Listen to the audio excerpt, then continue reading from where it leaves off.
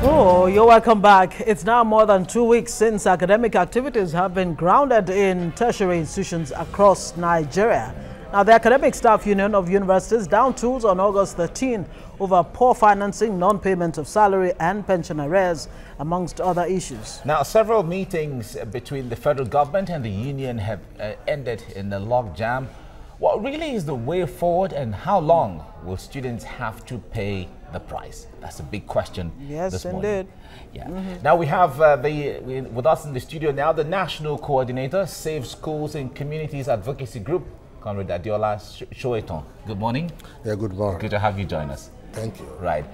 We also have in the studio we have Junwo Sanyolu, the National Coordinator, Alliance of Nigerian Students Against Neoliberal Attacks. Thank you for coming on the program.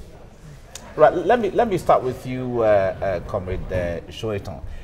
The strike that has gone on now is something that Nigerians didn't really expect, because we thought, or Nigerians thought, that the agreement and all of that has been a form of dissatisfaction from the side of ASUU has been settled by government, and so strike should have been something we have overcome. But this doesn't seem to be the case. Yeah, you are very right.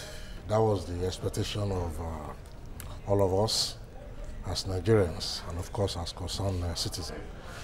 I want to emphasize that no nation develops above the standard of its university. You don't measure development on the basis of just building bridges, but on the basis of what is the quality of education given to the citizen, particularly at that level, because that is the manpower development that is going to enrich your future. So ASUU should be commended and appreciated for alerting us all, and government especially, to the fundamental responsibility of giving education to the citizen and making sure that all of us are informed about the rot in our university system. And of course, this strike may have been unnecessary had it been that the Buhari regime decided to be different from the previous regimes that have pushed ASUU into unnecessary strikes. The demands are very legitimate. I was in OAU just about a few weeks ago when we had Dr. Deepak Fashino's 70th birthday. What I saw was terrible. I could not use toilet of Oduduwa Hall. I had to travel to Fajoyi Hall. I did what I call toilet shopping. I could not use any of the toilets, even including medical block. I had to travel again to Awolowo Hall, 273, 280, all those blocks. At the end of the day, I ended up going far into the bush, you know, to use myself.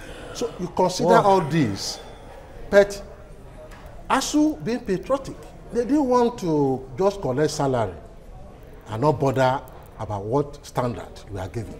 And I think it is not just for them, it is for us, particularly those of us who do not have money to send our children to US, Europe, like politicians. Okay, let me bring in Sanyolu Junwo here. You are a student of Olabisi Onabanjo. Obafemi Awolowo University. Oh, Obafemi Awolowo University, formerly, of course, known as University of Ife, Great Ife. All right, now some analysts say that the average hours, you know, which is how we describe the university system in Nigeria or anywhere in the world, are actually suffering the same ills that it set out in the first place to solve. Poor funding, poor infrastructure, nepotism in some cases, and all of that. How has ASUU strikes over the years, you know, affected you as a student individually, and of course the whole learning system? You see, the pains of ASUU strike, you know, if I must say, ASUU strike particularly generally is something that to every student, it pains us to down to the marrow. We are not really happy as regarding ASUU strike, but the fundamental question now is that who should we hold responsible for ASUU strikes? Should we hold a union who is trying to canvass that government funds education?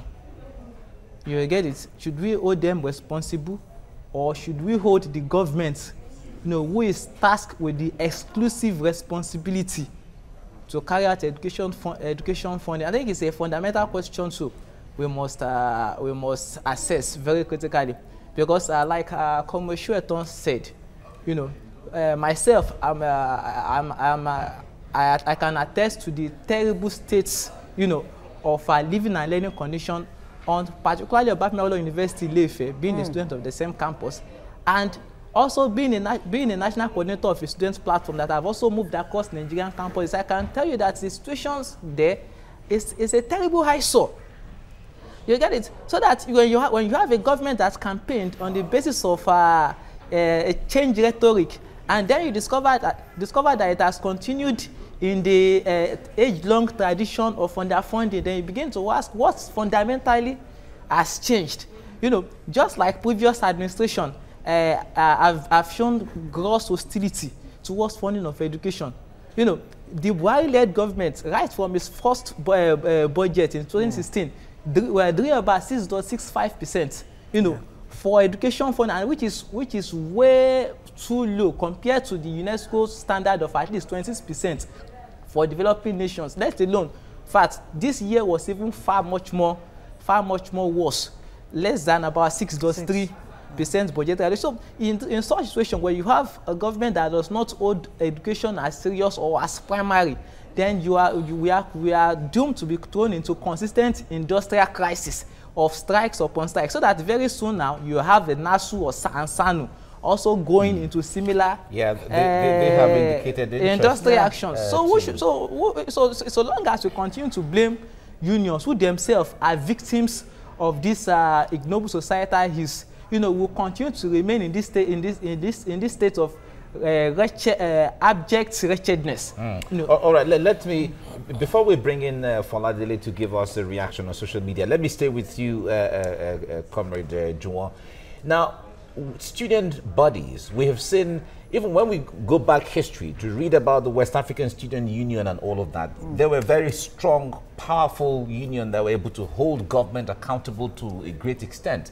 Now, this is not even about government and issues of politics up there. We're talking about even within the education system.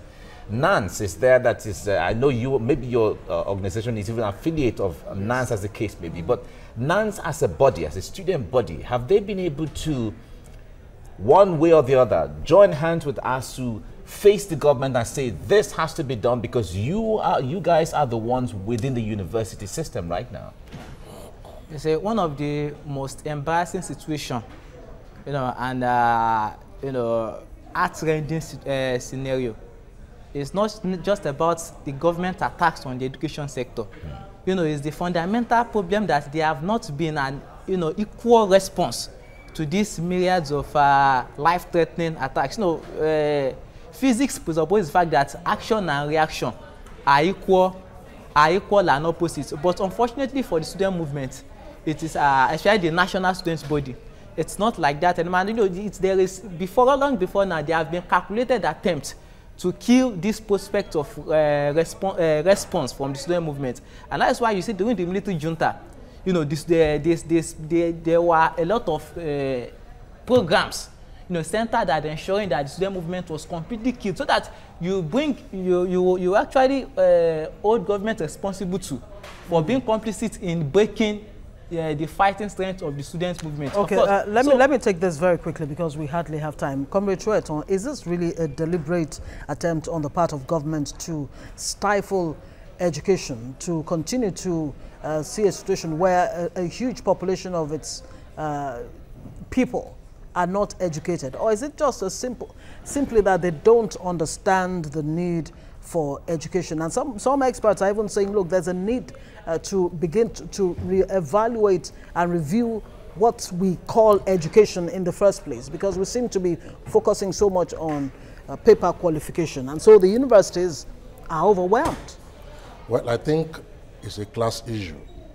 the government ideological orientation is towards neoliberalism.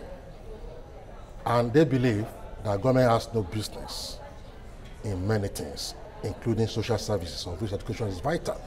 When you look at structural adjustment program from Bangida's time, it's about government should not do anything about education. So the Buhari government is also part and parcel of that ideological orientation. They believed that everything must be privatized. That is why the problem continues. It's not that there's no money. Money is there. You know how much you have spent to keep the president alive? You know how much the senators, House of Rep are collecting on a monthly basis? You know how much is being embezzled, wasted? You know how billions wasted on frivolous trips? So it's not that there's no money. There is money. But it's about the consciousness of the ruling class thinking that, look, government has no business with education. If there is no money, then we know. But there's money. But government just released some 130 billion naira. That is too small, insufficient. Okay. You know why? According to the seed assessment team, just 1.3 trillion. Since just time, this government has not released the annual 200 billion. Just 200 billion. Calculate what have been listed to have been stolen. Then you know what we're talking about. It's about the ideological orientation, the bourgeois orientation, that look, leave people to their fate. Water, government has no business in mostly. Electricity, education, security. So what is the essence of government to the people? We insist that education is not only a right, it must be compulsory for government because that is the only investment that can yield better future for the nation. All right. I wish we had a lot of time to dwell on this because there's so many biting issues that we would have loved to touch. But this is where we might have to look at this. Yeah, we'll have to look at it again maybe some other time. Yeah. Comrade Adeola Sowetan, the National Coordinator, Save Schools and Communities Advocacy Group. Thanks for coming on the program. You're welcome. Thank you. And Comrade Juwon Sanyolu, the National Coordinator, Alliance of Nigerian Students Against Neoliberal Attacks. Thank you for coming.